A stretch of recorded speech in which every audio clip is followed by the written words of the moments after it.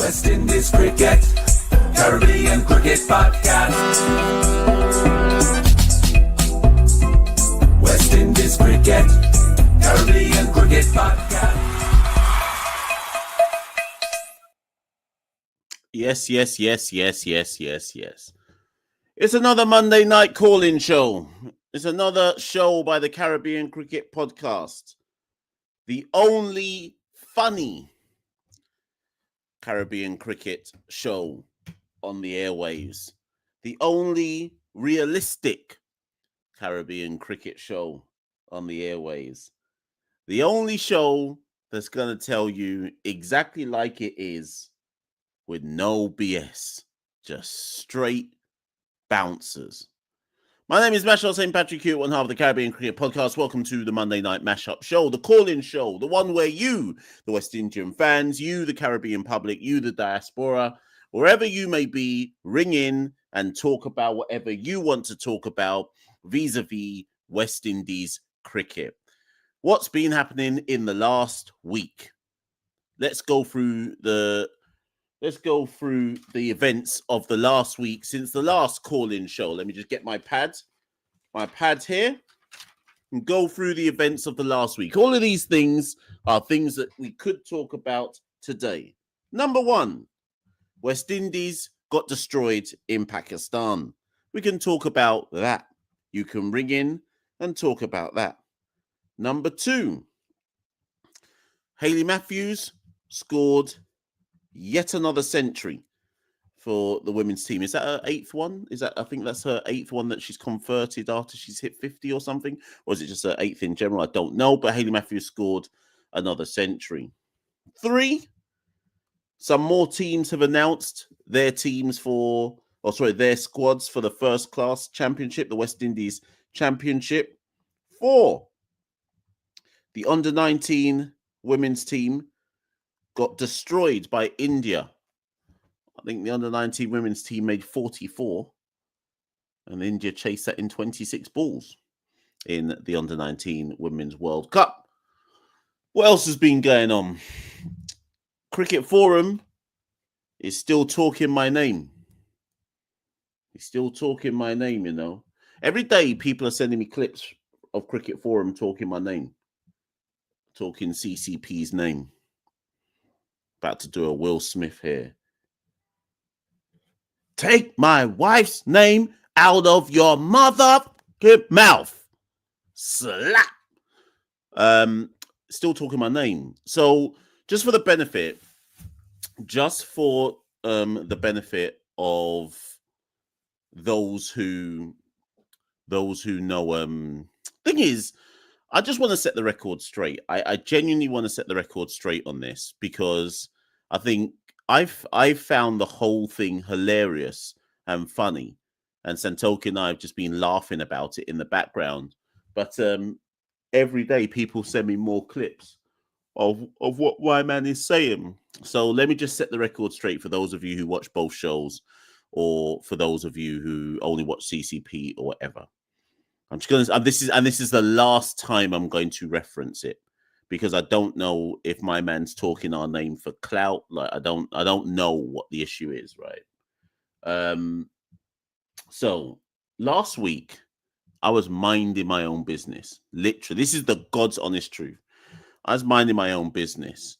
I'd actually forgotten that Cricket Forum was even a channel. That's how much I was minding my own business. And somebody sent me a clip. Somebody sent me a message saying, how comes Cricket Forum's talking about you on his channel? I didn't even know what they were talking about, because I don't pre-man like that. I'm not pre-ing his ting. He's got his ting, we've got our ting. Good for him. Everyone move, right? So I wasn't even pre-ing my man's ting. I was just getting on with my life. Like, got work to do, occasionally record some podcasts, this, that. Anyways, people in the Discord were like, oh, have you seen that my man's cussing you? I said, what are you talking about? Anyways, someone sent a clip, and my man was saying on his show that he doesn't like the fact that Santoki and I were saying that West Indies belong in Tier 2 and we should be relegated to Tier 2. And then he said, and I say this verbatim, that he wanted a debate with us, and if we agreed to the debate, he was going to mash us up. So when I watched it, I just started laughing because it was funny. Like it was actually funny. Like some uncle telling me he's going to mash me up. Like that's hilarious, right? Not because I don't think he can, but just because it's funny. Objectively speaking, it's hella funny. So I'm laughing now. And then I get a message from one of the guys that is on the show with him who said, in fact, I'll even read it out to you. Like let me read it out to you, lot.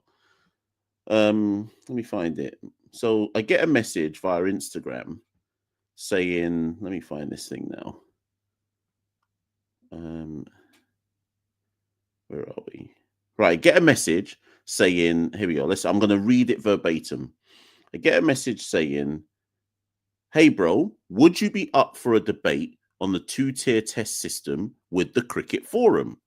I get the message out of the blue. Like, bear in mind, I'm minding my own business, you know. As far as I know, I'm going to get mashed up. So anyways, I get this message, and this was on the 8th of January. And I said, yeah, no problem. And I said, when were you thinking? They said, any Sunday morning, Jamaica time, around 11 o'clock. I said, I'm not available this Sunday. And next Sunday, which was the one just gone, is the test match. So I said, it can't be then. My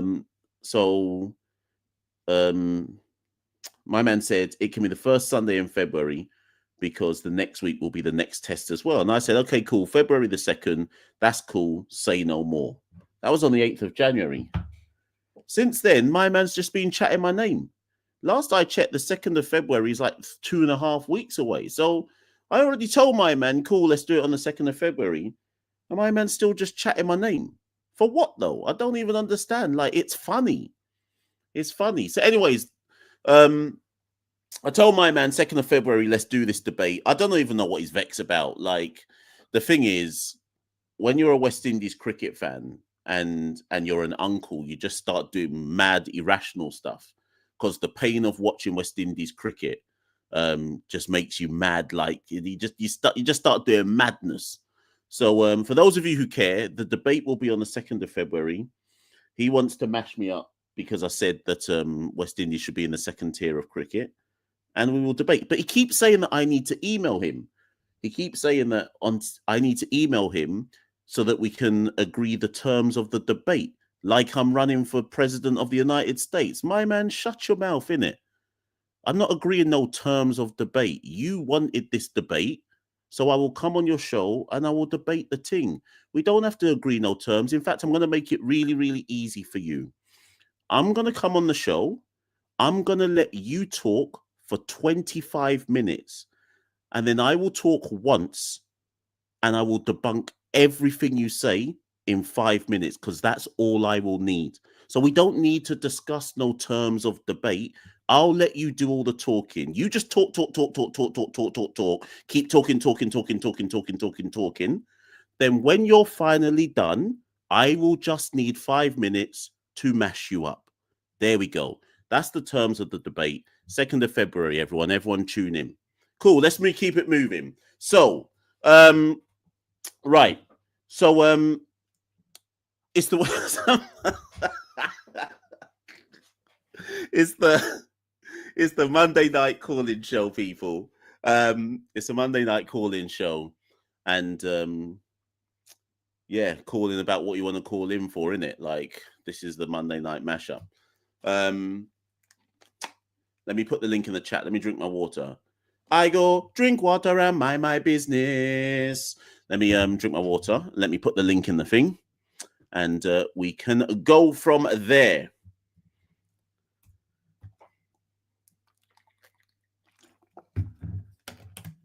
Right. Okay. So, talk what you want to talk about. Monday Night Mashup call-in show. Don't make it long though, people, because last week the show went for 2.5 hours. The show went for 2.5 hours, and it actually, talking of getting mashed up, that actually mashed up my whole week. I couldn't even recover after that show. So we're not doing 2.5 hours today. I actually do need to sleep until somebody in the Caribbean is willing to syndicate this show and pay me to do this as a proper call-in show on a radio station, you lot can't get no more. Will you get 2 hours out of me? This has to be paid to get 2 hours out of me anymore. Because I need to sleep, people. I've got to get up for work at 6 o'clock in the morning. So we got about 45 minutes to about 50 minutes to get through all this. Let's go, people. Let's talk what you want to talk. Links in the chat. Share it. Like the video. Share the video. Subscribe, etc., etc., etc. Let me just check something actually before we properly get into it. We are currently on. Let me check. Let me get my stats, my facts. We are currently on 10,967 subscribers. So that means we are 33 subscribers away from 11,000 on YouTube. If you're yet to subscribe to the Caribbean Cricket Podcast, or you know somebody who should have been subscribing but hasn't subscribed, tell a friend, tell a friend, tell a friend, subscribe to the video. Let's get to 11K by the end of this video. Like up the video, notifications bell, subscribe, all of that, all of that, all of that, all of that. Because this could actually be one of the last few shows, because once Cricket Forum does mash me up, and it's clear that he's mashed me up, for shame, I'll have to shut down the channel. So this could be one of the last few you get from me, because if Uncle does mash me up, I can't show my face again. I can't show my face. I'll have to just leave Santoki to just do the show, all by himself. So so this could be one of the last few people. Like, share, subscribe. Let's bring Fireball on. Let's bring Fireball on. He's up first. Oh yeah, big up. I was about to say big up United States. United States have got a new president, Donald Trump. Imagine the rise of authoritarianism. Let me not talk politics. True, say I'm a politics teacher, but let me not talk politics, because if I make this a politics show, people get upset. Beware the rise of authoritarianism, people. Beware the rise of right-wing authoritarianism. Anyways, let's move. Fireball, let's bring him on. Yes, Fireball, how you doing? I'm doing all right, Mash. I'm doing all right. What do you want to talk about today? For all the uncles and aunties and whomever fighting down that we should play against the Australias and Indias, I think it's time to put Ireland and Zimbabwe in them, man, you know. People say, well, we're not getting top players. Top players don't tell us no already. Hope Puran and King playing the ITL Fig Match League nonsense. Well, we here Pakistan struggling. Alec is based. Go on, carry on. Alec is basically like a B-Tech Blackwood. All due respect, the man, we're talking about dropping the man, make one big score, and then you end up doing crap again. Hodge and Carty's tier 2, tier 3 quality. They need to face Ireland, need to face Zimbabwe. We need to face Afghanistan. He might throw against them too. People talking about number 7. Like a defensive batsman had to walk in 36-5, expecting to do something. That's a test team going through in the next couple of cycles of years. Only be 70-20 if we playing. I tell my kids we used to play test cricket, you know. Do you know what though? That's actually a very serious point.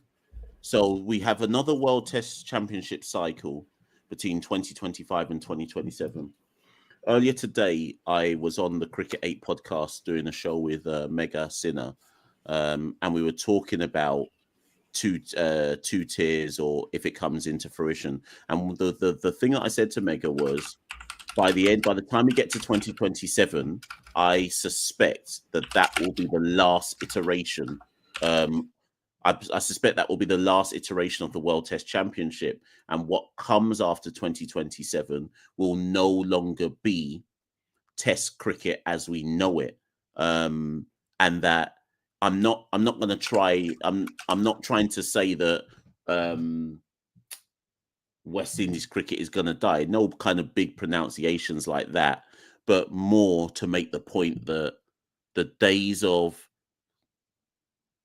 England regularly touring Australia or India coming back and forth. I suspect after 2027, even if it's not two-tier cricket officially, it's going to be two-tier cricket in all but name. And then all the kind of weak nations, quote unquote nations like the West Indies, will have to make a decision if Test cricket is even worth playing anymore. So it wouldn't surprise me if, so what we're in 2025, 10 years from now, it wouldn't surprise me if 10 years from now, West Indies are barely playing any Test cricket at all.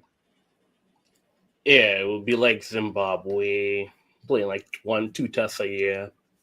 Afghanistan, Ireland playing 1 or 2 tests a year, and that's all we're going to get. We're going to be, so we won't, or we might not even have an FC season again. Like Ireland doesn't have an FC season. I don't say Afghanistan have an FC season. Just play with the A squad and play 1 or 2 tests. West Indies playing a 5-match series. I don't think I'll see that again in my lifetime. No, that's never happening again. That's never happening again. There is. Do you know what though? There is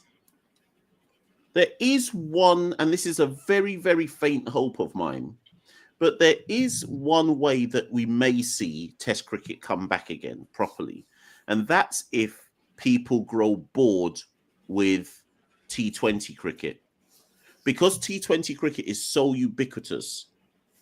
And because it's overreaching itself and everybody's trying to create a T20 league, everybody's trying to create a T10 league, there comes a point where the audience, I've always said this, there comes a point where the audience votes with their feet or votes with their hands and just doesn't watch as much of it anymore.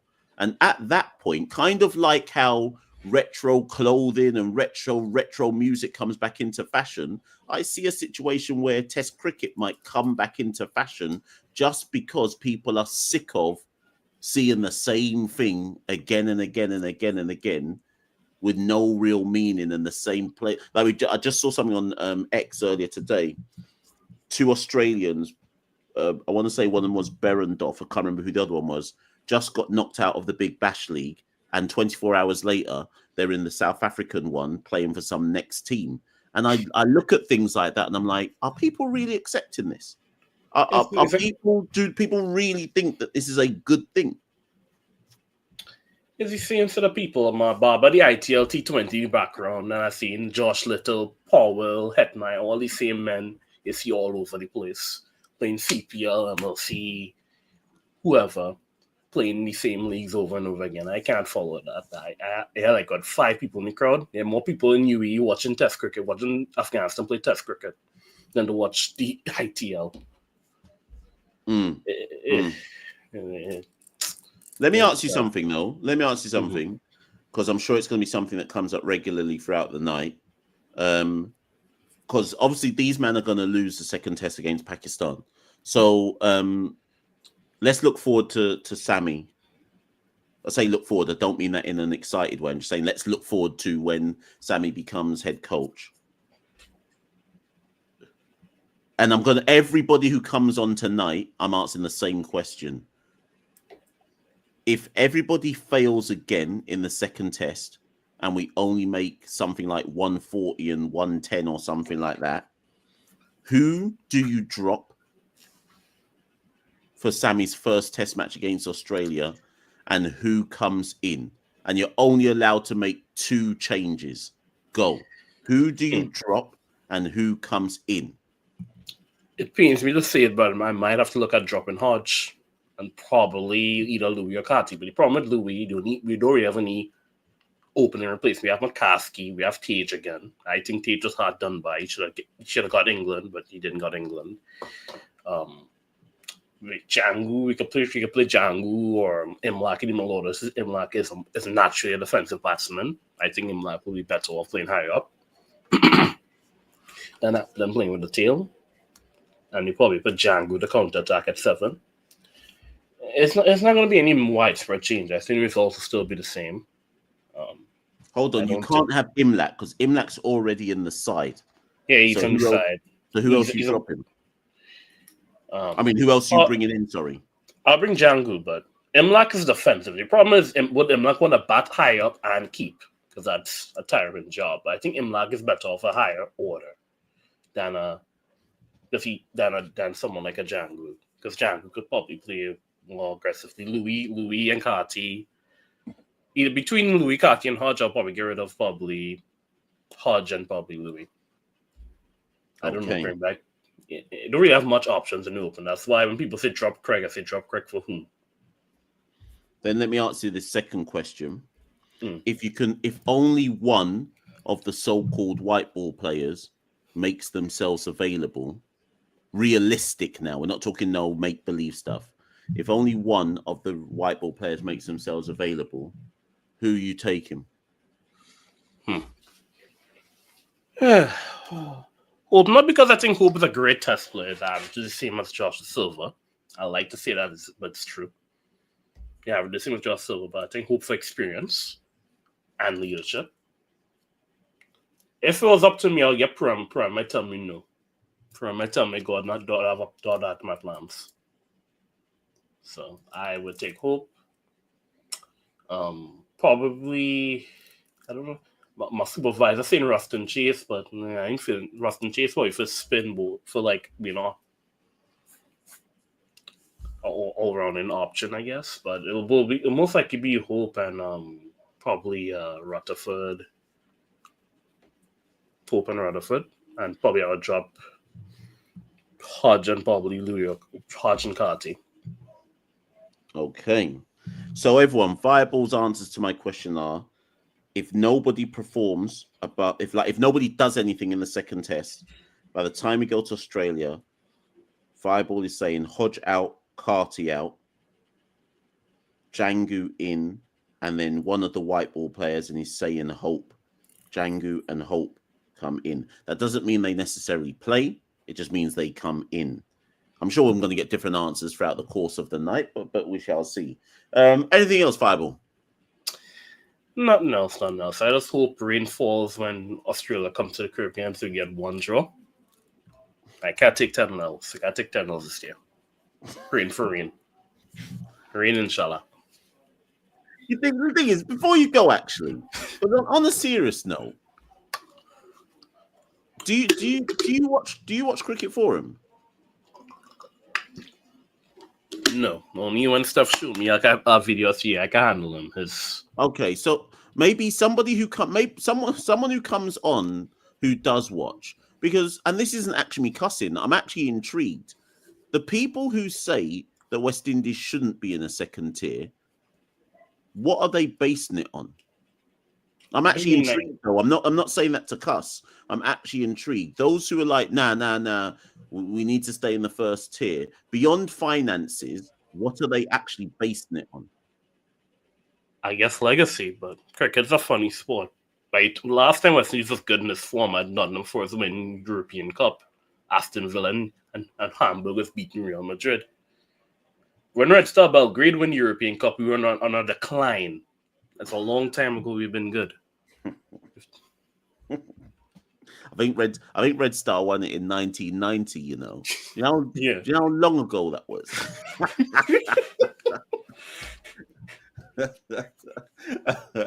So, listen, I'm actually baffled. I'm actually baffled that anybody would look at our Test cricket and come to the conclusion that we deserve to be playing better teams on a regular basis. I've already told people I know in India that there's actually no point in West Indies going to India later in the year. There's 0 point. Absolutely. Once a month, I'm a done for one to drop Hodge. What's Hodge average, Noel? Okay, let me bring that one up. 1 second. So Noel says, what average? He might averaging under 30. All these men from 2 to 6 are shit. I could drop every single one of them. So Noel says Fireball is a dunce. big idiots, you know. All these men are shit. Why? All disrespect. Why would you say when Hodge is shit, Carty is shit. Talk done. Put them go away. We losing. Do you know how I know? Do you know how I know it's bad? This is how I know it's actually bad. Because everyone thinks that, not everyone, a lot of people think that me and Santoki can err on the side of being disrespectful when we start laughing about stuff. But if I just to let everyone know, if I don't laugh, I'd cry. So I have to laugh, right? But this is when I realized it was actually worse than I thought, right? Bish made a comment on comms where he was like, the only players that have averaged over 30 in 2024 for the West Indies was Jason Holder and Jamel Warrican. And when Bish said that, I was like, you know what? Bish tries his hardest to talk positive when he's on comms about the West Indies. He tries his best to look for the silver lining. He tries his best to try and speak to an international audience and say, well, you know, we got to trust in these guys and it's the slow learning process. And for him to say that live on air, that's Bish's way of saying all these men are shit. But he'll never say it like that. But that's his way of saying it. How can you have an international side where the only two people who average over 30 in a year was the number 10 batter and Jason Holder, who don't even want to play the test, don't even really want to play test cricket? Do you know how bad that is? But you're a dunce though, Fireball, because Noel says why should Hodge be dropped? So there you go. From 2 to 6 get dropped. Like, the only good men that I consider good on a team is Roach and Seals. I don't consider Zari good. I don't consider Moti struggling, working, doing this thing, working his career up his craft, but nothing else. We won 0 series. 0 series this World Test Championship cycle. 0. None. Bottom on the table, I expect me to say. We doing good? 0. Afghanistan, Zimbabwe, and Ireland is all level. No, it actually is. All jokes aside, that's actually facts. Afghanistan, Zimbabwe, and Ireland is our level. That's facts. That's real hard facts. I'm not even sure if Afghanistan is our level, because I think Afghanistan would look at us and think we can beat these men. Yeah. So I'm not even sure if we should be including Afghanistan. So it's time to play Phil Stullen and them men, you know. We can't handle men like Ashwin and Boomerang. Time to play Phil Stullen and them men. Anyways, listen, let me bring on a new caller, because I know that if you and I keep going, these people are going to keep me here for the whole night. Yeah, man. All right, then, no problem. Take care. Yes, people. Next up will be Valiston. Super chat here from Anish. Anish says, thank you, Anish, by the way. Anish says, assuming there's 10 series on a trot between the West Indies and Pakistan or India, when will the West Indies improve sufficiently to achieve victory? It depends, Anish. If you mean victory in a series, we would, out of 10 against India, we'd lose all 10. Against Pakistan, we'd win the 4th one, provided it was at home.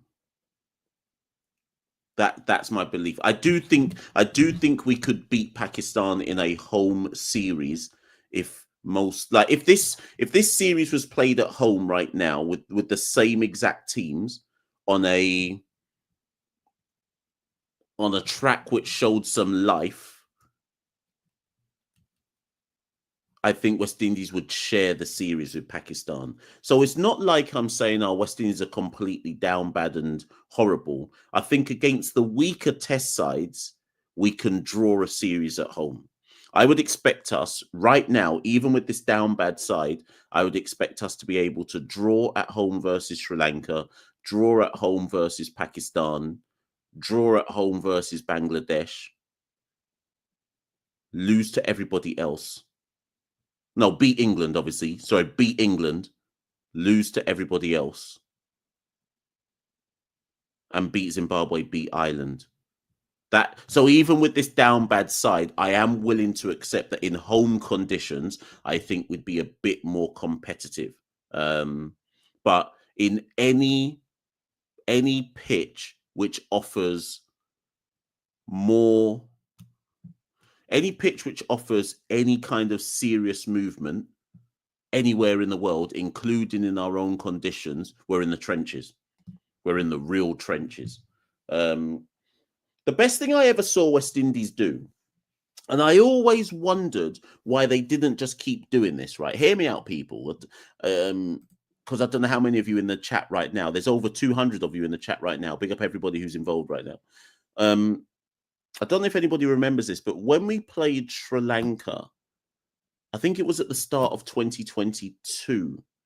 Was it 2022? We drew 0-0 at home, I think, and both test matches were in Antigua. I want to say that it was 2022, right? Anyways, I think both test matches were in Antigua and the tracks were flat and neither side could really take 20 wickets. You had to work super, super hard to try and take wickets on the track.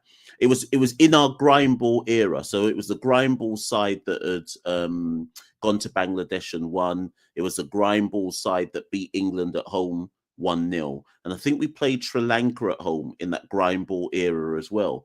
And I remember that England, and in fact, we had those same kind of pitches for the England series. Remember the first two test matches of that England series were on dead tracks. Like you couldn't get a result on those wickets. Craig was scoring like 160 and 17,000 balls. And then eventually we got to Grenada and licked them down, right? On the one pitch that had something about it. And I was super happy with that approach. This was when Monty Desai was the batting coach. Comment in the comments right now if you know what I'm talking about. So Monty Desai was the batting coach, and the team's philosophy at that time was everyone must bat 100 balls. Monty would stand on the boundary almost talking these men through how to construct an innings. You've got to bat 100 balls. You've got to bat 100 balls. I don't care how many runs you've got at the end of the 100 balls. You've got to bat 100 balls. And we drew 0-0 with Sri Lanka on roads. And I was like, this is fine. This is fine, because at least these men are learning how to construct innings. I'm not bothered that it's on pitches where you can't take wickets. At least they're learning how to bat and how to construct innings, because batting is the weakness. Tell me why we went away from that philosophy. Because that philosophy taught us how not to lose. When you are a shit team in any sport, first work out how not to lose a match. Then, when you finally got over that hurdle and you found a philosophy that makes you not lose, then think about how you might try and win. We had a philosophy. We had an actual philosophy. I mean, we burnt the philosophy down. We burnt that philosophy down. Told Bonner he can't play cricket properly, dashed him out the side. Blackwood got dashed out the side. Then those were the times when Blackwood was actually batting 100 balls, you know. Anyways, we dashed their man out the side. Now I'm watching the team going, so what's the philosophy? This is what Shane was talking about last week. What's the philosophy? I can't tell you the philosophy. What was the philosophy in the first test? Does anyone know? In the first innings of the first test, what was the philosophy? Because Jamel Warrican came out and said, I'm going to sweep the ball. Bare other men were just trying to survive for their lives like rabbit in the headlights, not knowing what to do. What was the philosophy? What was the game plan? And then we came out for the second innings. Craig started showing everyone, come on, stand outside off stump and start sweeping the ball. Showed a bit of positivity. I think Machel Lou even tried to sweep a couple balls. We got to 23 runs. Soon as I think Craig got out first. Soon as Craig got out, everyone else came in just doing a madness, like having no philosophy of what to do. Like, or did they have a philosophy, but they just can't do it? Whatever it is, they just can't execute. Anyways. Next caller, Valiston. Let's bring him on. Yes, Valiston, how you doing? I'm doing good, and you? I'm good, thank you. I must say I'm a big fan. This is my first calling. I'm glad to be on. A pleasure. Where you calling from? I'm calling from the BVI, British Virgin Islands. Oh wow! I think you may be our first. Have you ever called in before? No, I haven't. Okay, you might be our first ever. Certainly the first ever caller from BVI. When I've looked at download stats before, I tend to see some like views or downloads from BVI. So maybe it's you doing all of it. Yeah, maybe. So anyways, what do What do you want to talk about, Valiston? My first point is you see like how Jewel Andrews and those other guys went to India and they did a camp up there. Camp is India they went, right? Yes, yeah. Okay. My point is why can't West Indies do something to invest in our players to go at least somewhere that is a spin friendly track to learn to play spin? Okay, so let me address that. So your point is, of course, valid.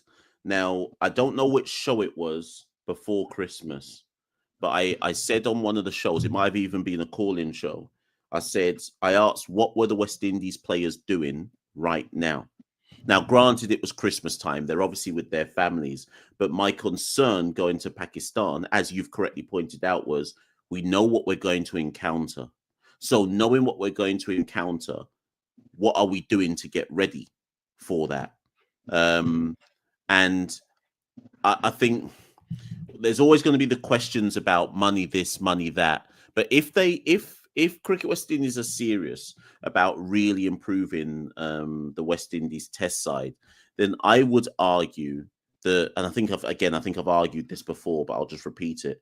I would argue that no West Indies team should be playing any Test match anywhere in the world without first playing an A-team series before it.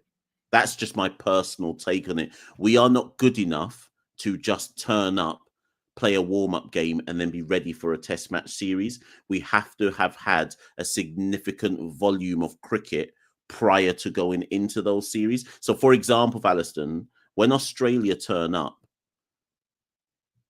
obviously we've got the A-team tour before it, but when Australia turn up, if we're just doing camps in our own conditions, we're not ready to play Australia. When we go to India after Australia, if we do not arrive in India about 4 weeks before that series and play some Ranji Trophy sides on ranked turners, we will not be ready to play India. Do you see what I mean? So and all of that's money. But if they're serious about trying to improve the side, those are the types of things they have to consider. Yeah, correct. My next point is concerning the pitches, them right. I had this idea. I've been thinking about it from morning. See how we have so many islands in the Caribbean. Why not try to prepare different pitches? One spinning pitch, one quick, and we play a good amount in each thing and add up ourselves, instead of having like how you said, like instead of having to go away, we could do it right here, prepare it right here, the pitches. I think that's one that answers them. I completely agree. I spoke to Miles Bascombe, director of cricket, about this, I think last year, and he said that one of the things that was on the agenda for 2025 was to essentially look at all of the pitches in the region and basically try and fix them. But as I understand it, the skill set of pitch curators around the region is one, inconsistent, and in some places downright poor. So part of the problem, Valiston, is they first have to upskill the pitch curators. So even before we can start thinking about, right, in Jamaica, let's create a bouncy track. In Trinidad, let's have a spin paradise. Before they can even start thinking about this, they have to give these people the knowledge to understand what is needed in the modern era, and that's a problem in itself. So, sorry, I just have one more. No problem. Well, I really have a point, but I really kind of vexed with how the selectors were so quick to turn the ball to bring in one a man that played one season of 4 days, right? 4 days cricket. I mean, I'm a huge Michael Lewis fan. My father is a Kittian, and I'm happy for him that he made it in the first Kittian. But come on, man, we should have given Page a little run, like how Campbell and others previously have gotten. So do you know what? So I've got two different sides to this argument. I was looking at this last night. When Tage got dropped, Tage had gone 14 innings without a 50. Okay. So I have to be consistent, Valiston, because if I'm looking at someone like Carty and he's gone 10 without a 50, Craig's gone 10 without a 50, Hodges got 1 in his last 10, Graves has got 1 in his last 10, Louis got 1 in his last 10. If I'm saying that's not good enough, then I have to be consistent and say Tage having none in his last 14 wasn't good enough. The difference is Tage, the majority of Tage's test match career was against Australia twice, India once, and then Zimbabwe. I think he had South Africa away as well, right? So he had a bit of a baptism of fire for Tage. So when Tage got dropped, there was a reasoning for why he got dropped. But my argument at the time wasn't so much should Tage be out of the side or not. When Tage got dropped, no one in domestic cricket, apart from Machel Louis, had done enough to jump over Tage. Are you following? Yeah.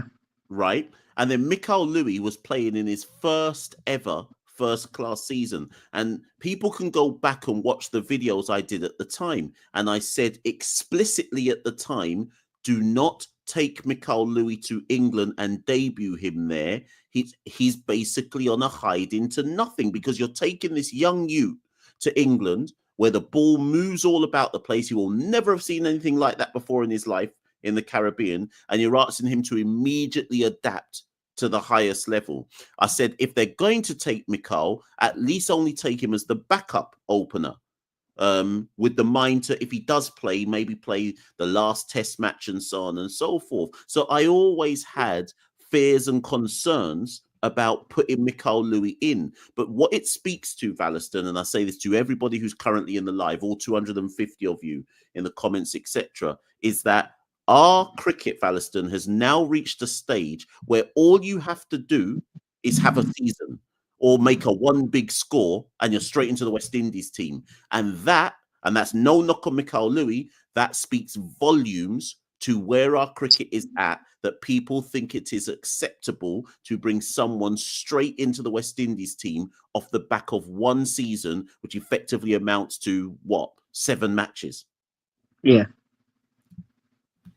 Yeah. So that's where we're at. And as long as that's our approach, Valiston, we're going to have the same problem over and over and over again.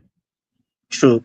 Honestly, there's no one right now in the Caribbean that can say, hey, we can bring them in and replace these guys. Everybody is poor. Everybody. Literally everybody. Everybody. They might as well fly me to Pakistan right now. They might as well. I'll last about 3 balls and I'll eke out 1 run, but that's just as good as everybody else is doing. So they may as well fly me to Pakistan as well. Yeah. All right, man. Thanks for having me. Before I go, you were saying about who I would drop, and just for the question. So if you could only drop 2 players for Australia, assuming that everybody fails again in the second test, who would you drop?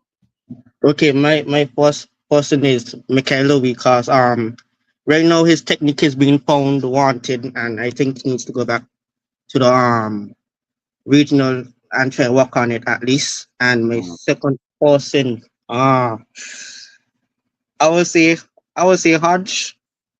But I really don't want to say because it's a tough one. I don't know who the second person is, to be honest. Okay, let's just go with one, which is Louis. And then I'll skip the second question and go to the third one. If you could only take one of the so-called white ball players to come into the squad, who are you taking? But it's got to be realistic. So you can't say Pooran because he's going to refuse. Who are you realistically taking? I would say Rutherford. I really like Rutherford game. I would try him in a test match. See if he can. Especially if you have a defense, I would say Rutherford. Okay, no problem. Yeah. All right then. Listen, Valiston, I'm going to go to the next caller, but thank you so much for ringing in. Man, thanks. It's been a pleasure, man. No problem. Take care of yourself, yeah? All right. All right, cool. Yes, people. A caller from the British Virgin Islands. I tried telling people that CCP is worldwide. You know, we're worldwide. One at some point in the future, people will give CCP their flowers and say these guys. I'm talking about myself in the third person. These guys really brought West Indies cricket to the world. Even in the down bad era, we went worldwide and got people caring about West Indies cricket. Anyways, British Virgin Islands, you know. Right, we've got 4 more callers left for today's show. I'm not taking anyone else after the 4 callers. I've got to go to bed. And at least 2 of these callers chat too much. So we can't have any more because I have to be in bed within the next half hour. Honestly, people, last week you lot mash up my whole week. You mashed me up worse than Cricket Forum's gonna mash me up. So I can't do it again. Let me just see some comments before I go to actually, speaking of this, does anyone know what an ARP cache poisoning attack is? Those of you who are tech people. I keep getting a network threat which is blocked. And it keeps saying, it's come up on my screen again, ARP cache poisoning attack. And it says a device on the network is sending malicious traffic. This can be an attempt to attack your computer. The threat was blocked. It always gets blocked because my security is up. But what the hell is that? What the hell is that? Is it a false negative? Who's a tech bot? Who knows what that is? I don't know. I'm an uncle when it comes to all that stuff. What is that? What is that? Who's on my network? Is it Jason Holder? Who's on my network trying to get into the mainframe? Who is it? Which one of the cricketers is trying to get into my mainframe and put a virus on my team? What's going on, man? I don't know if it's a false negative because, see, it's just come up again. I don't know if it's a false negative because I haven't got anything on the flipping network. So I don't know where it's coming from. Anyways, let me write that down and go to work tomorrow and ask the virus man to look at it. Someone trying to shut down CCP on me, you know.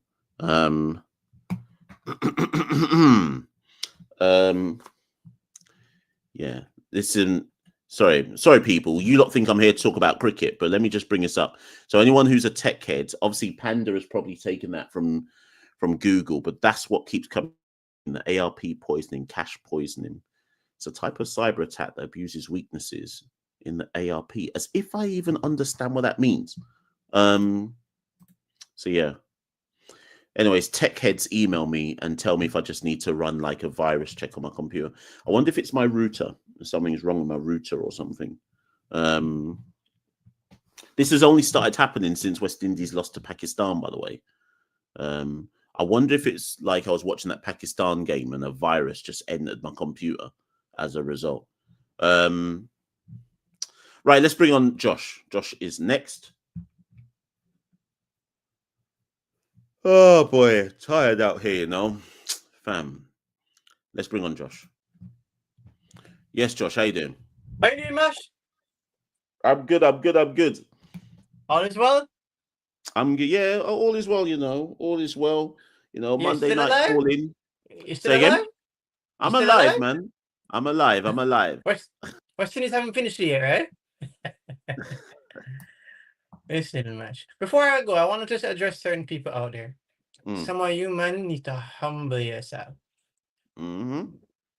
You see, in life, don't ask for what you can't handle. Okay. Don't ask for what you can't handle. So you think West Indies can stay in this top tier thing and you want to see us beat down every day? It will be you, man, that's crying every day. And trust me, in 10 years' time, it's you, man, losing your head. So, you know, much I'm smiling at this, you know, because I'm reading comments. I'm having people talk to me sometimes. I'm like, how you say we can't be? This is West Indies. You know what West Indies we could do for those days are done. They're done. They're done. Done. So humble yourself. No matter if I forget the wrong, go drink some water and see through the sky one more time. Just humble yourself. We need to see ourselves in the mirror. Stop running from it. You're spending so much time looking at the camera and all these fictional stuff, or fantasy stuff, I should say. It is done. Get in the real world. Get in the real world. And some of you will listen to this and lose your mind. But the reality is this, right? We are what we are based on what we have prepared to be. We didn't prepare to be successful. We keep finding excuses. The more excuses you find, you will be prepared to fail. So who's actually somebody in the chat whilst you're talking, Josh? Somebody in the chat, can you just put up who we've got in the next World Test Championship cycle? Obviously, Australia at home, New Zealand away, but who else have we got? Because I want to check something. Someone quickly, Josh. In fact, Josh, hopefully somebody can do it quickly because I want to answer your question about it, because there's a chance, Josh, that we're not going to win. So we didn't win any series in this World Test Championship cycle. We won 2 test matches, one against Australia, one against Bangladesh. I just want to look at the next lot, and I'm going to ask you when they put it up, will we win any test matches? Never mind series. Will we win any test matches in the next World Test Championship cycle? Obviously, Sammy's coming in, but I just want to run through the team. So Australia at home, 3 test matches. Will we win any of them? Nope. India away, 2 test matches. Will we win any of them? I don't think we even need to go. Might as well just give India the win. Okay. New Zealand away, 3 test matches. Will we win any of them? I feel like we might win one. Yeah, I think we might win one. I know people might think I'm crazy, but I have a feeling we might win one. Remember I said that. Okay. I feel like it. Yeah. I think we have Sri Lanka next year. Right, here we go. Pakistan. Okay. You know what? We got a chance. Sorry, Osprey's just put it up. So in our next World Test Championship, we got Australia at home. You said no wins.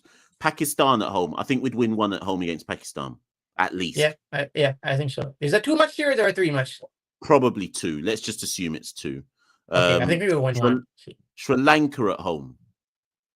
Say that again? Sri Lanka at home. Depending on where we play that. Thank you. So I was going to say we'll win one, but it depends where we're playing it. Yeah. If we're going to play that in Sri Lanka and Guyana, forget it. Mash, remind me to go back to your pitch point, please. Ask these questions. There's something I want to say on that pitch point you made about putting England and all that. Okay, last point then for me. Bangladesh away.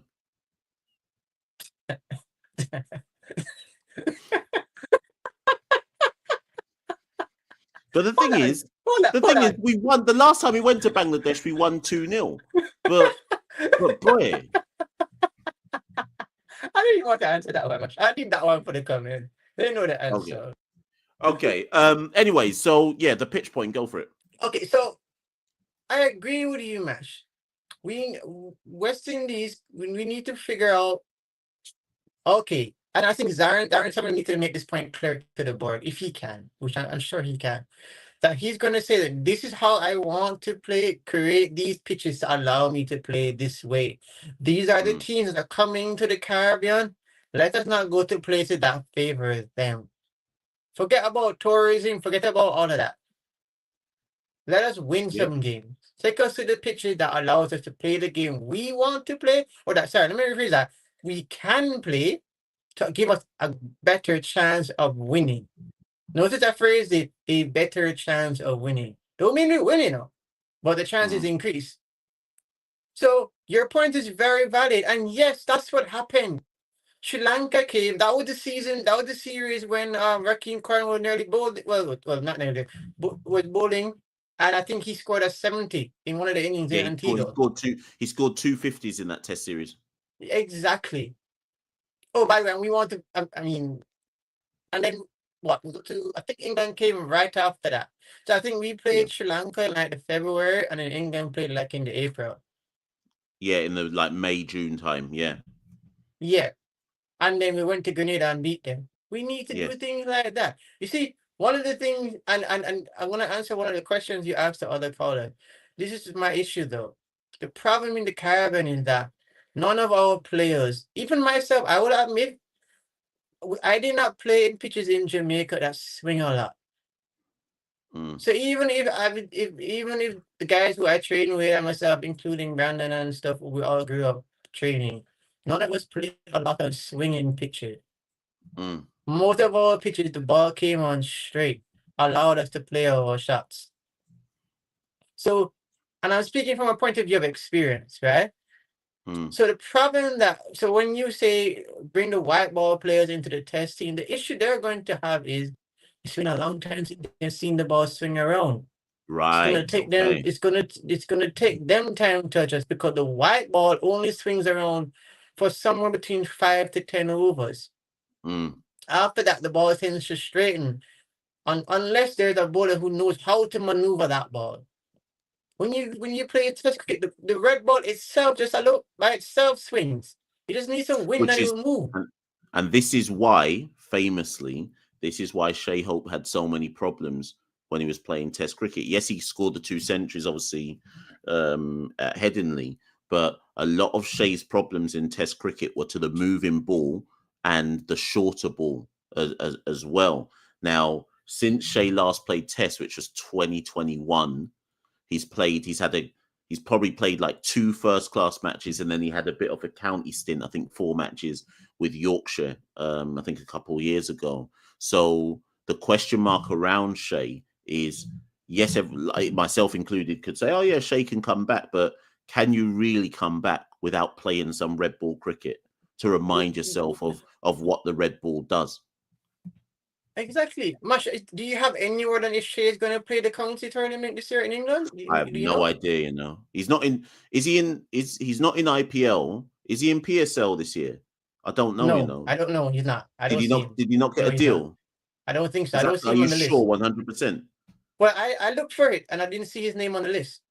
Right. So if Shai isn't in PSL and if he's not in IPL, there is no reason why he wouldn't try and get a county deal, or why he wouldn't try and play at least a couple rounds of the down bad West Indies Championship. And if Shai does that, if somebody get in the comments now and let me know if Shai is definitely not in PSL. If Shai does that and he plays 1-2 matches in the down bad Championship, or he goes to play for a county side, he comes straight back into the West Indies side after that. Yeah. So when you say about Pooran, I don't even think Pooran would do well initially. I'm sorry. No, he wouldn't. No, he wouldn't. No, I wouldn't expect him to. No, he wouldn't, because the red ball moves a lot. That's the problem. So even with Gurikesh Moti, he's relying, because his muscle memory is he needs to use his body and move his hand a little quicker to get the white ball to move. That's his mental thinking. He's not realizing he has a red ball in hand. He just needs to put a little flight on it, a little loop in it, and the ball itself will do the damage because the ball naturally moves. You understand?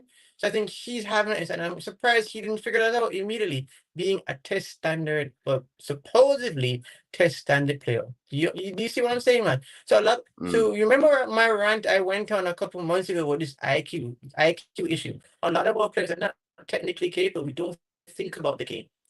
We're not analyzing. We don't. And that's why we're not technically able to adapt, because we're so stuck. When I listen to Bish and he's describing, because obviously everyone knows I can't see, and he's describing how these players are getting, they don't move their feet, is because they're comfortable with the ball coming onto their foot. That's just their back, that's just muscle memories. And so my thing is, they need to figure it out for themselves. Coaches can only do so much. Right. So I'm asking a lot, I'm asking. Let me just tell you something. First things first, everyone has put in the chat that Shai has signed, is in the PSL, and he's signed. Because I was searching, I couldn't find his name. Yeah, I so he's signed to Multan Sultan. So that's the end of that conversation. So I don't know how that's going to run. But secondly, what I would say, and this is something I've been thinking about for a while, and it comes off the back of your point, and then I may have to go straight to the next caller because I'm looking at the time. Is that how many players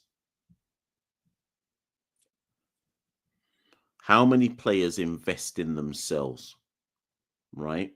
So, and what I mean by that is this: it's a dumb analogy to use, but I'll use it all the same. When Caribbean Cricket Podcast first started as an entity, everything that went into making it what it has become today was self-funded, self-investment, and self-belief in that we're going to make this thing become a thing. All the merch, self-funded. All the initial equipment stuff, self-funded. Everything was us putting the money in to believe in our own product, to invest in ourselves. I've always looked at some of our players and thought, we can cuss the pitches, we can cuss the coaches, we can cuss systemic issues, we can cuss administration, but what are you doing? What are Exactly. you doing as an individual? In spite of all of that, what are you doing as an individual to clear those barriers in your way? How are you investing in yourself? Are you becoming the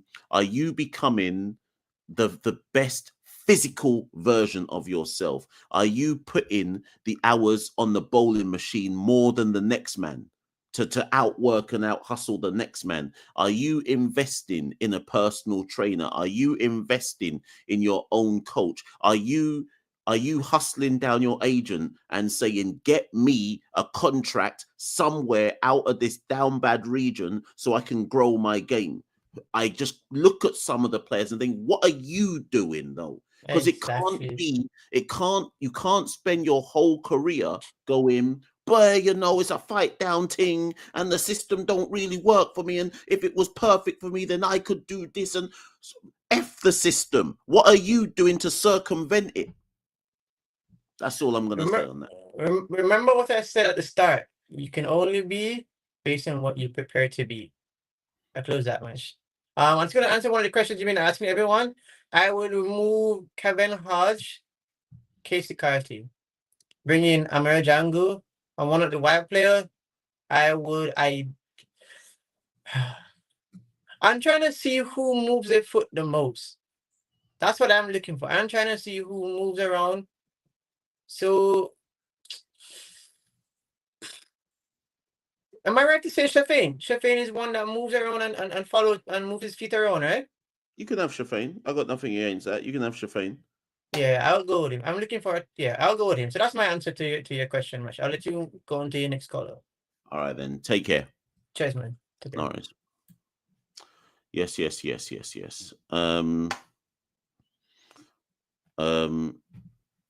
Right. Let's bring on Sachin. Sachin is up next.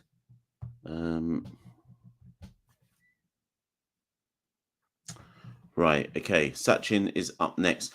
Anyone who's in the Discord, I put in the Discord that thing that keeps flashing up on my screen that my security is blocking, but I'm tired of it flashing up on my screen, so bun that. Anyways, if you know the answer to it, let me know. Tech heads. Let me just check what's going on. How many likes is there? Does anyone know? Let me just check before I bring Sachin on.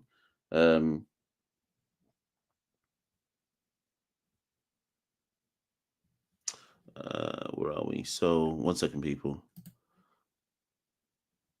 I can't even tell how many likes it is. Anyways, run up the likes, run up everything, so on and so forth.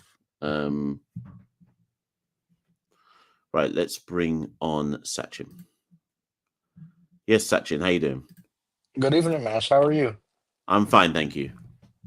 I don't really have like a point to make, but well, I do have a point, but I just mainly came on just to say thank you to you and Santoki for like running the show, a sensible Caribbean cricket show, because there's a lot of man out there talking beer nonsense.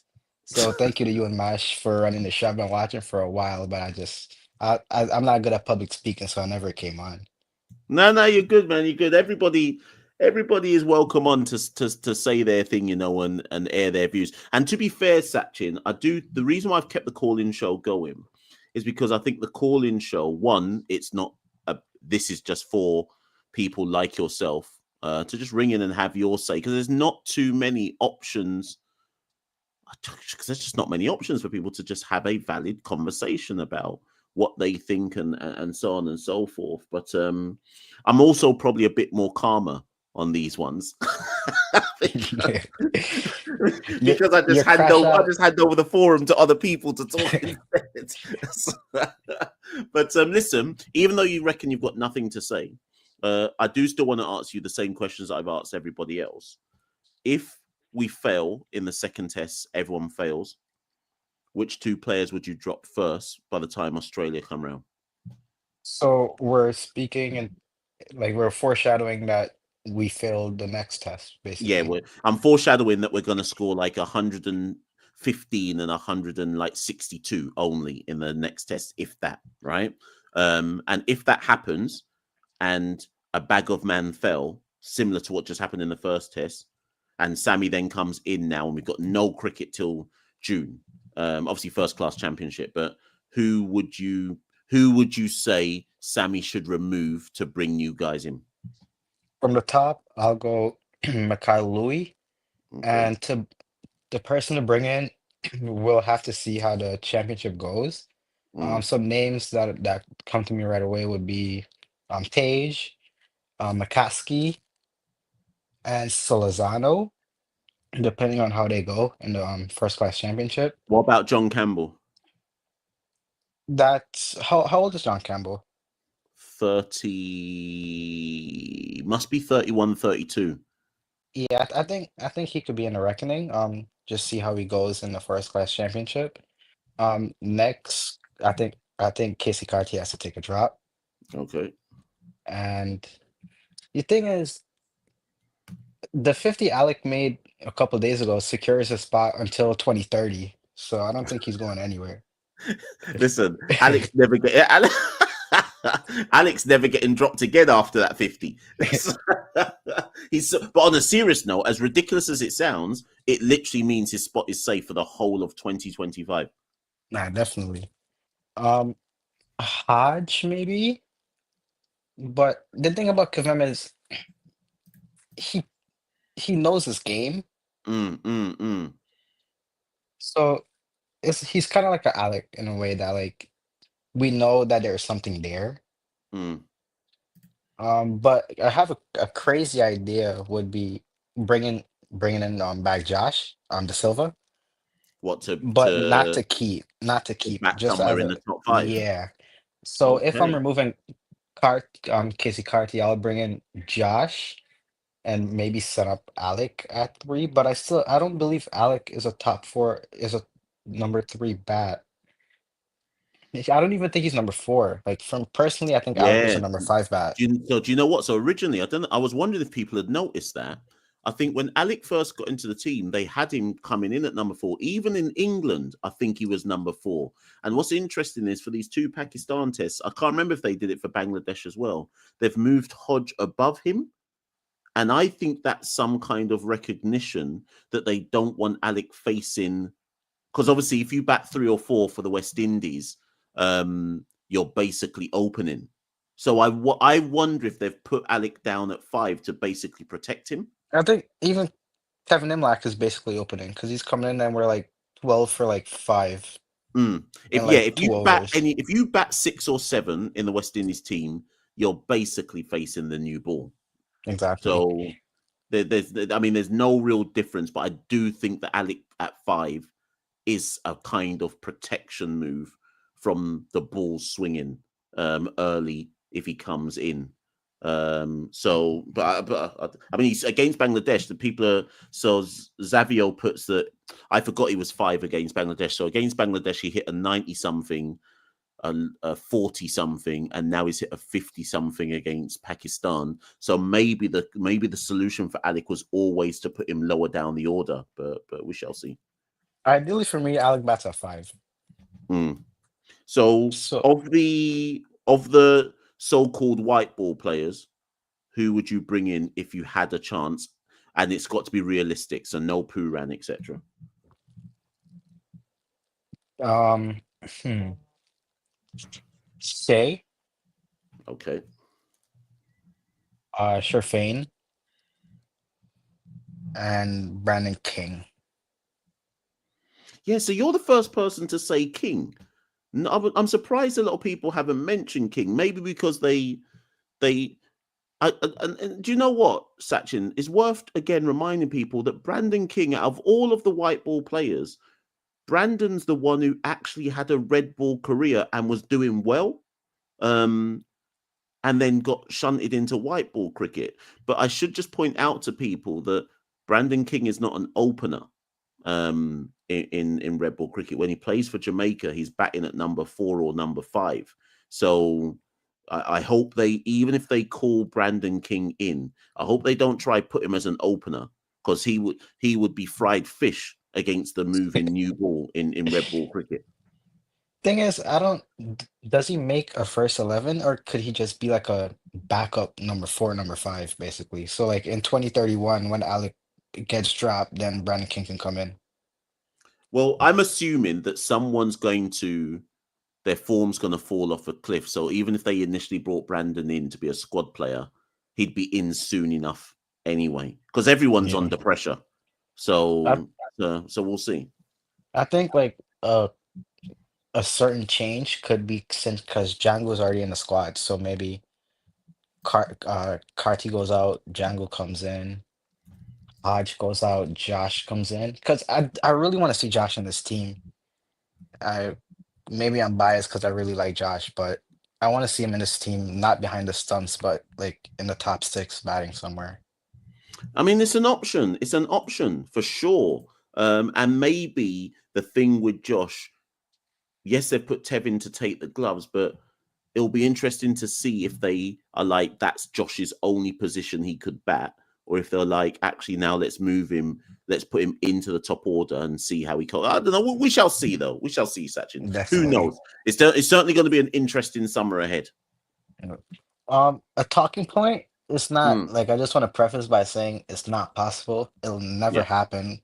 But I brought it up in the Discord today. By the way, shout out to all the people in the Discord. Yeah, There's 100%. like a core of people in there that are in there all day, every day, and we can always chat about something. So shout out to the Discord people. They know who they are. But I was also talking to my friend about it earlier too. He's in the chat. And it was like, there's 3 different franchise tournament going on right now. I think the BPL is one, SA20, and Abu Dhabi one. The ILT20. That one. I think Big Bash is still going on as well, you know. Yeah, and Big Bash. I think they're into the playoffs now, the playoff season. But what I was thinking was, how cool would it be to have like a combined league? So like CPL, MLC, and GT20, that's the Canada one, all combined to be one big like super league basically. And like the immediate downside of it is the IPL double dipping. For example, TKR owns Knight Riders own TKR, and I believe they also own Los Angeles. So Yes, it's like a you're right. conflict of interest of like having Knight Riders own 2 teams in the same tournament. So it's just a talking point. It'll never happen, and it's not possible. But it was just a cool thought. So I'm gonna leave that. Do you know what could happen? Is, I mean, obviously, I'm not too bothered about T20, but if they wanted to make something of it, but again, you're right about the double dipping, but this is the dumbness of T20 cricket. If there wasn't everyone playing for all the same teams, what they could do in the Caribbean and in the United States is the winner of Major League Cricket play the winner of CPL in like an NBA finals type thing. Do you get where I'm coming from? Best of 3. That, for as much as I as much as I don't care, about T20 cricket, that would make money. People would want to see that. You treat it like an NBA finals, probably best of 5. So if it's TKR, they get 2 at home, and then Seattle, whatever they're called, get 2 at home, and then the fine. Do you see where I'm coming from? Yeah. They Would that could be do similar to something like what like the that. And 'cause we're GSL all is? that could work, you know.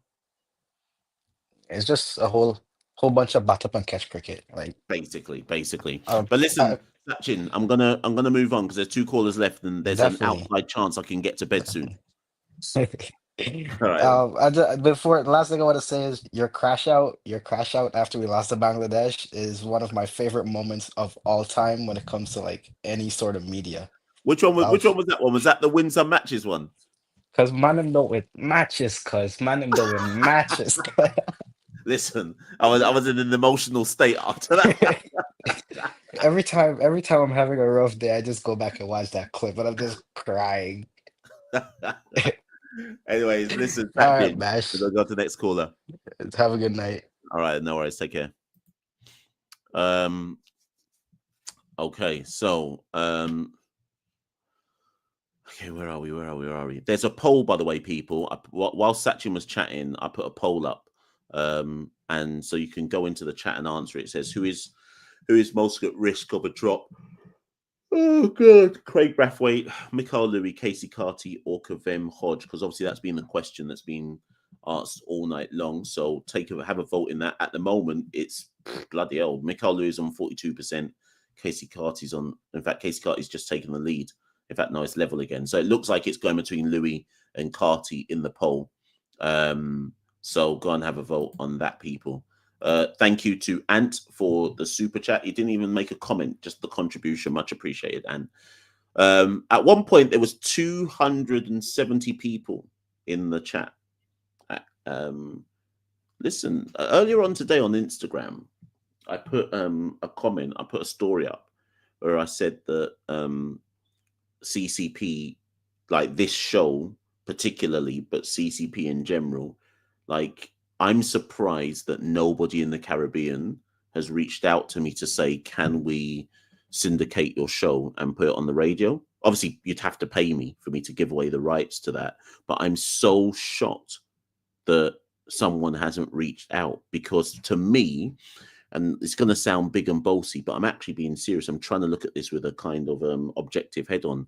To me, the format that we have on CCP is perfect radio. It's literally made for radio. This show, particularly the call-in one, is made for radio. Like, for those of you who don't know, I am Jamaican born. So, for example, when I go home to Jamaica this summer, I might go Easter, but I haven't decided yet. Whether it's Easter or whether it's summer, when I go home, it'll probably be summer because I probably will try and make it coincide with the Australia test. But when I go home this summer, I'm looking at like nationwide, and I'm looking at some of the Jamaican radio stations, and I'm saying, I'm son of the soil. It's not, this ain't even a begging thing. I don't mean it to be like that. I'm like, I'm son of the soil. I can do a radio show on this stuff. Like, it's easy for me to do this. Like I'm doing like Joey Styles ECW, one man up. Like, I'm surprised. I'm just surprised that no one's ever reached out and said, actually, there's money in this. And that's not about me and Santoki getting paid. I'm just saying, like, seriously, there is a gap in the market for something like this. But anyways, let's move on to the last 2 callers. I don't know who this is. It's probably going to be Bigfoot. And if it is Bigfoot, if this is Bigfoot, your own, like anyone who's in the chat right now, start the watch. If it's Bigfoot, he's only allowed 3 minutes, because this man loves to call in from a well, loves to call in from the cave, loves to call in from inside the whale. Like, this man calls in and wants to make 17 points. So Bigfoot, if this is you, you've got 3 minutes. Oh,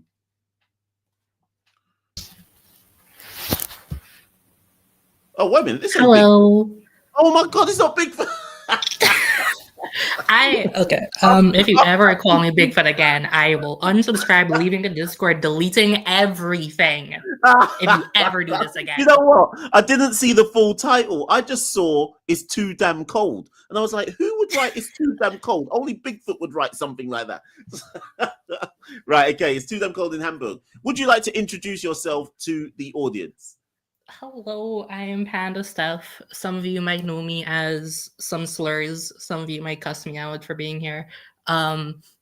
Regardless, a lot of you will know me from the Discord. It's fine. I kind of just want to make some points that I've been sitting here waiting for people to make for like weeks, months now, and I haven't seen them being made, and I got tired. So here I am because someone has to do it. There we go. Both of them kind of tie into Sammy. One specifically is on the selection of the team that went to Pakistan. And preface, this is not me saying if we had selected better players, we would have done better. That is absolute BS point. That is not what I'm saying. However, the team that went also kind of needs to make sense as just part of how an organization is supposed to be run. We went to a spinning pitch, a pitch we knew that was going to be spinning with Seals Aroach, Anderson Phillip. Yep. Three wicket keepers, Django, Imlak, and JDS, no backup opener. Good point. Bug hit the camp. Man was sick. Roach coughing in his bed. I don't know what are the ailments he had. What happened? What would have been the case if Louis had gotten sick? Who would have opened? Very good point. Why is Anderson Phillip there? Do you know what, Steph? I had never considered to actually. Let me even put it straight to you. Where is McCaskey? I actually forgot Anderson Phillip was even in the squad until you just said his name. I actually forgot he was there, and I can't disagree with you because if due diligence was done, why are you taking 3 pacers anyway? Unless you're saying, what if both of them get injured? But, Steph, there's an argument to say, I said this on the show last night with Santoki, there's an argument to say that you don't even play Seals in the next test. Okay. I'm not saying okay.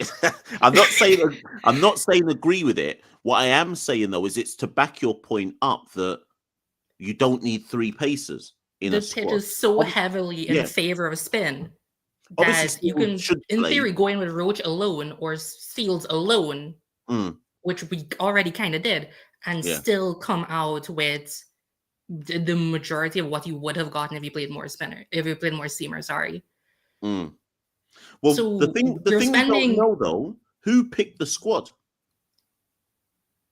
Isn't selection up to the coach now? Right. But, right. And I'm assuming Coley had his say on the squad, and the new system where it's like regional selectors and the data people all feed into the coach. But if do you think Sammy had any say whatsoever? I would like to think the influence that Sammy had on this selection would have been indirect rather than direct. In that, I mean, I think the decision to carry both Imlak and Django was testing the field for Sammy to make a decision later. I don't think Sammy specifically requested that. Maybe I'm wrong. But I think that is giving more options to Sammy as a favor from Coley. I can agree with that. And actually, funny enough, I never said it in the Discord, but when Imlak played instead of Josh, the first thing that went through my head was, is this so Sammy can have a look? That's the first thing that went through my head. Yes, we can talk about form and this, that, and the third, but I was just wondering, is this to get... And Django, like I say, I thought was a nod to Sammy as well. But then... if that's correct, Steph, Django has to play in the next match, right? I mean, he played the warm-up game. Given his recent rise to form, whereas Imlak was with the squad for a longer period, blah, blah, blah, we had this conversation already. You could argue that because of Imlak's tenure, he warranted a spot in the team, whereas now it is Django's turn to ride bench for a year, 2 years before he gets a turn. But we're still looking into him in practice matches, in whatever A-class, A-team matches that come up. Would you be playing Django in the second test? Yes. Who are you dropping? I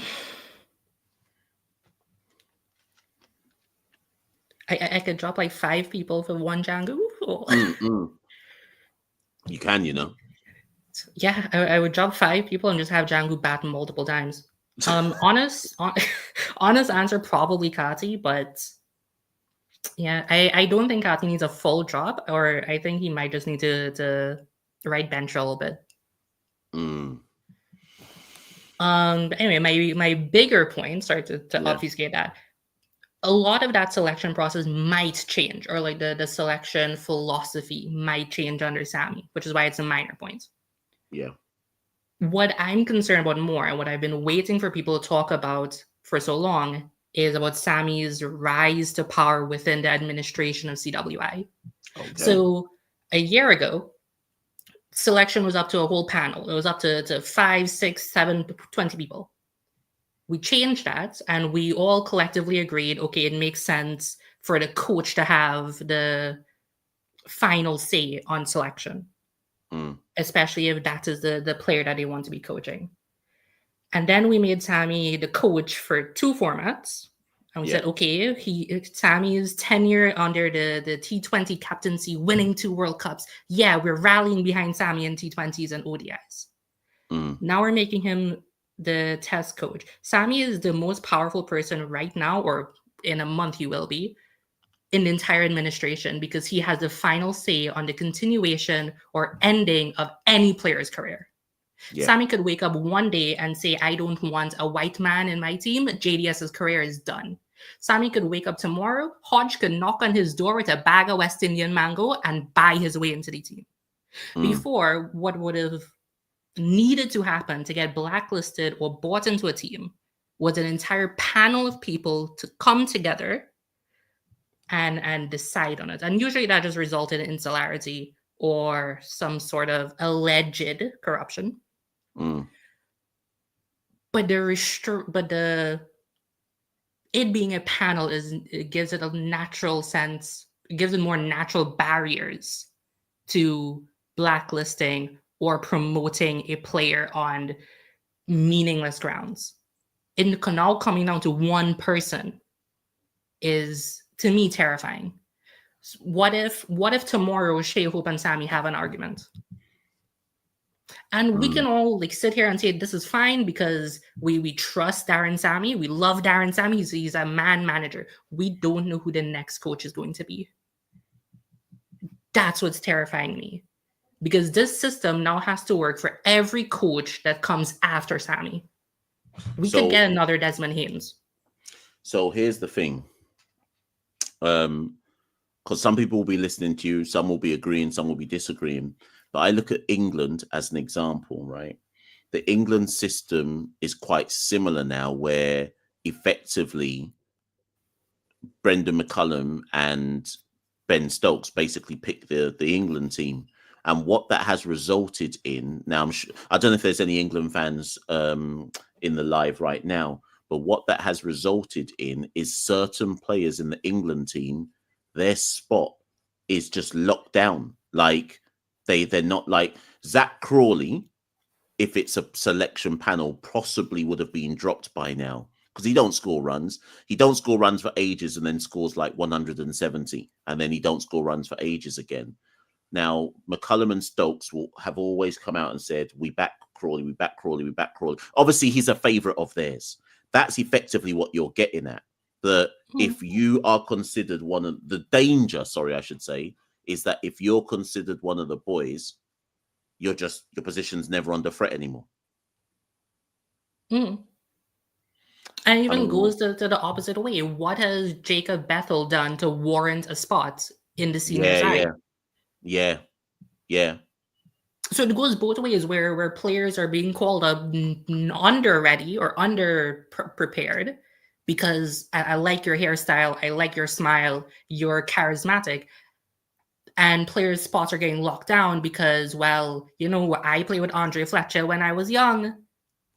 I know Andre Fletcher from back in the day. I know Johnson Charles from my town, from my village. He's spot locked down. I mean, allegedly, we could make some claims about the T20 side already, but my fear is that this will leak into test side. And now with all 3 formats being locked down under Sammy, there aren't enough restrictions to prevent this. The only thing I will say and this is in defense of Sammy and in defense of the process behind this, is that we don't have enough good players anyway. So in the short term, I'm intrigued to see how this works in the long term, but certainly in the short term, I can't even give you 11 good players full stop in the Caribbean. So I hear your point, and there's a sly bit of me which agrees with it. But then I look around at the talent pool, and I'm like, who's he even got to pick in the first place? But then, to be fair, we just saw in the ODI squad that Judea Blades got picked to play against Bangladesh, right? Now, where did that pick come from? What was that based on? He's a youth man who just had one good season in Super 50. Yes, I know he bowls left arm pace. He gets picked. He's clearly not ready. Is that because Sammy just likes the look of him? But then, like I say, Steph, is that a bad thing, or do we just wait to see?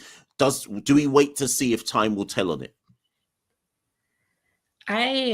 Every time I think about this, I think back to the CPL final where Sammy gave, I think it was Aaron Jones' debut in CPL, because Aaron Jones pulled him aside the night before and said, "Hey, I will win you this final." That was it. That's all he did. Same Sammy. All Aaron Jones did just pulled him aside and said, "Hey, I will win you this final." And that was it. Man got dropped, space in 11 made, Aaron Jones in the final. Well, Sammy's a religious man. Maybe he thought that was God talking to him. Listen, do you know what, Steph? Ultimately, though, you've raised a very valid point, and I think it's one. This is the type of point, Steph, that I think you have to keep the receipts for, because if it plays out the way you think it could potentially play out, it's going to be the type of thing where you need to come back in about 18 months' time and go, "I told you so." So hold on to those receipts for now. Don't forget what you said. Well, you better not delete this video. CCP has to stay up just for this. You can't shut this down now. We have receipts. I won't. The video won't be deleted. I will remember that you said this. Timestamp it in your mind, and we will return to this argument a year or 18 months from now. It might even be sooner. I think if by Australia, and thing is, people think I'm joking when I say this next comment, but I'm actually not. If by Australia, Johnson Charles is opening in the Test match, I think we have. I think we have every right to come and have this conversation again. If Johnson Charles gets into the Test team, we have every single right to have this conversation. Johnson, wicket keep, you know. Anyways, listen, Steph, I've got one more caller, so I'm going to go to that and then end the show. All right. I'm headed to my bed. It's 1 a.m. I hear you. All right, see you soon. All right. Cool. Yes, people. I don't know if Celine is still in the chat. Celine, I've just seen what you've put in the Discord group. What the hell is a MAC address? Anyone who's a tech head, what's a MAC address? MAC address. Obviously, I can see the code. The hell is a MAC address? How did a malicious user get onto my network, though? That's what I don't understand.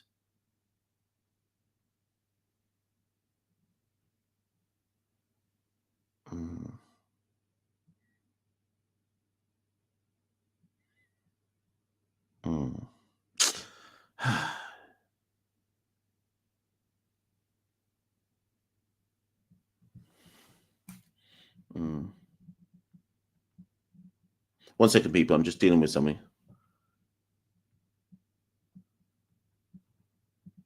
I'm just dealing with something here. Obama Prosper, you're on next. You're the last caller.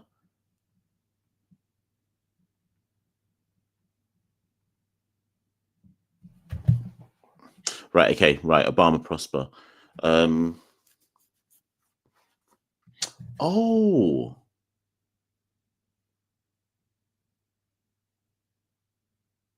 Is a Mac address an actual Mac, as in a MacBook? Anyways, cool. Let me bring up Arm Prosper. Personal device name tag. A Mac address. Sorry, people. You lot think I'm here to talk cricket. These times I'm trying to talk about. These times I'm trying to a unit address to a device. So how do you find out?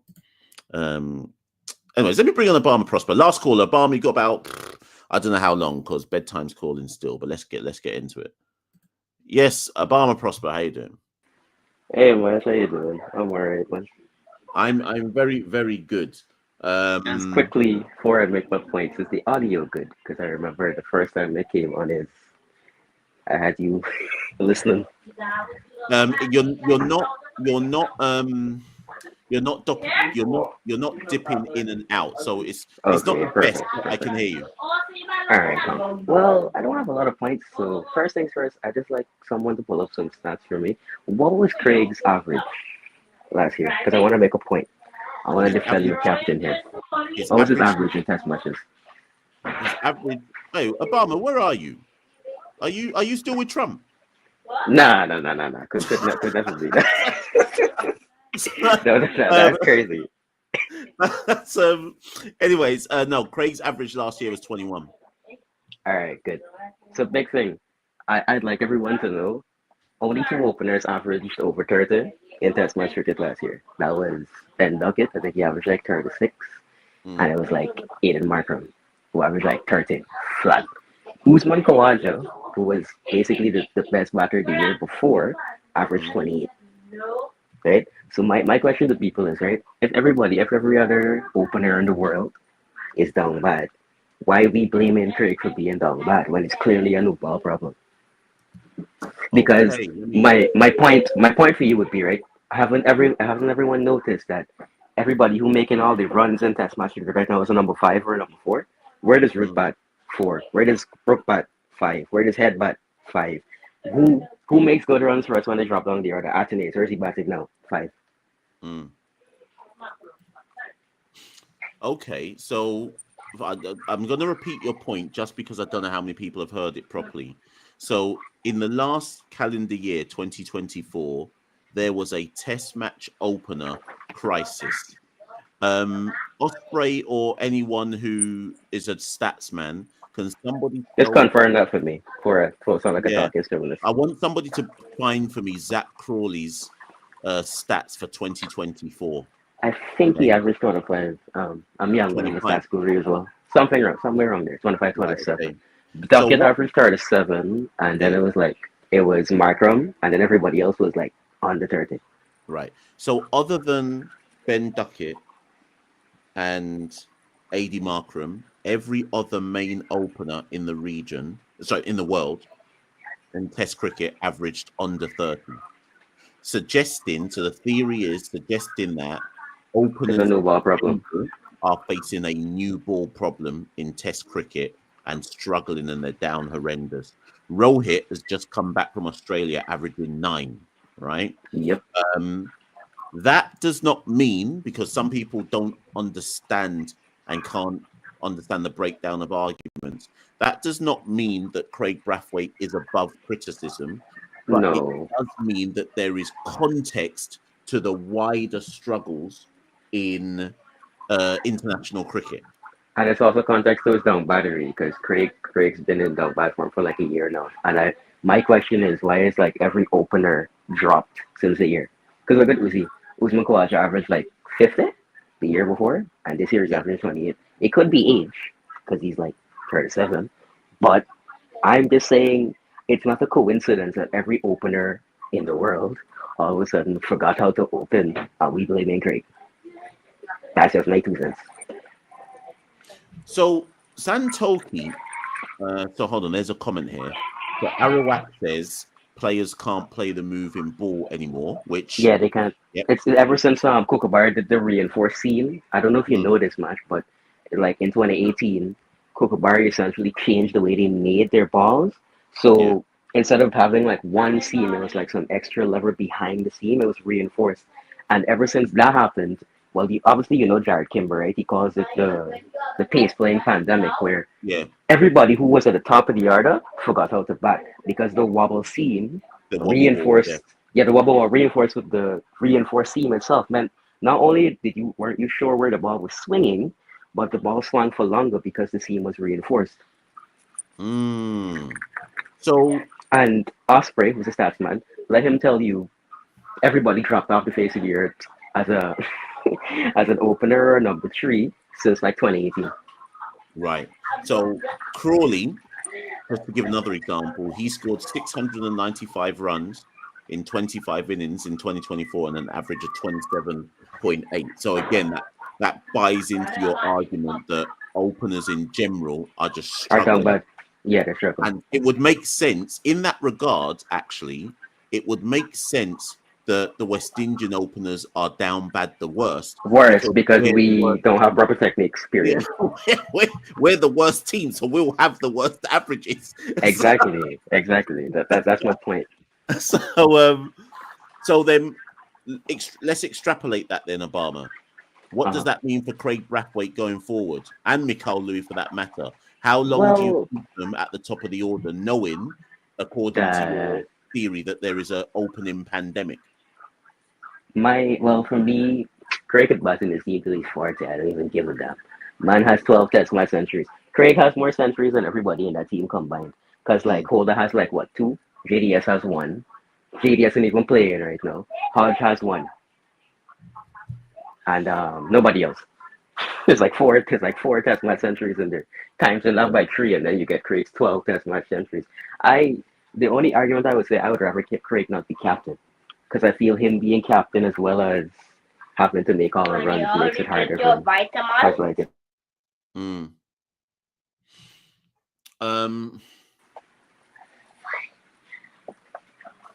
What about Louis though? Louis shouldn't have been in the team in the first place. Okay. Louis played 7 first class matches. If we were to give anybody a chance, it should have been, well, in my opinion, we should have kept Tage. Well, you could say I'm Guyanese or whatever and I'm biased, but Tage, I don't know if everyone remembers, but there was always an argument because Tage had first class experience. Tage has seasons of first class experience.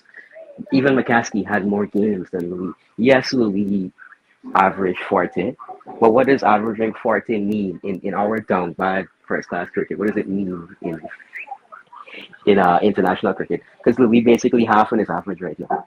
Louis averages like high 40s in first class, and he's averaging what, 21 right now in test match cricket. Yeah.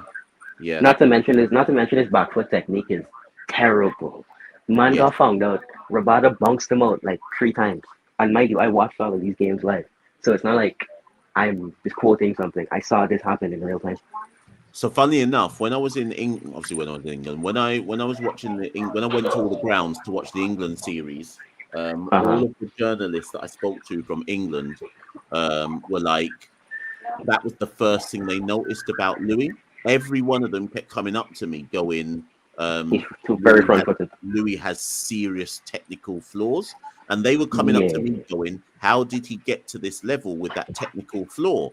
As if and obviously I'm like, I'm no coach, but I said to them, this is an example of what happens in our cricket, where someone who is talented but clearly not ready yet gets exposed at the highest level with a flaw that should have been corrected already at the domestic level, but no one's good enough to coach it out of him. So now we're asking him to fix it whilst getting peppered. Peppered by Rabada Markwood. Yeah. Oh my.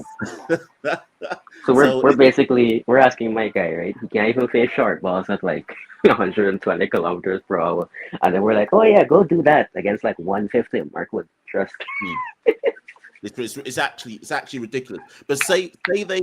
So are you saying that if Louis? They told him to take a rest and go work on the flaws in his game, you're bringing back Tage? It depends.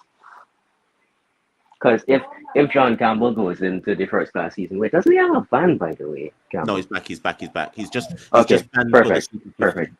Because if he if he comes back and he makes runs, he walks straight back into this team. Mainly because he has experience, is a little bit experienced with something. Tage has to put up runs before he can walk back in this team because Tage has been down bad. Yeah. I agree with that. with But that. even if we were dropping Tage should have been dropped to backup opener because Yeah. him and McCaskey basically had the same stats. And you raised this point as well, where it was like they're basically averaging the same thing. Why is McCaskey going in against Tage if Tage was Yeah. once opener? Yeah. Anyway, other than that, just to add to Steph's point, right? Also, Panda, if you still listen to that, then I expect your voice to be that low, but it is what it is. Anywho,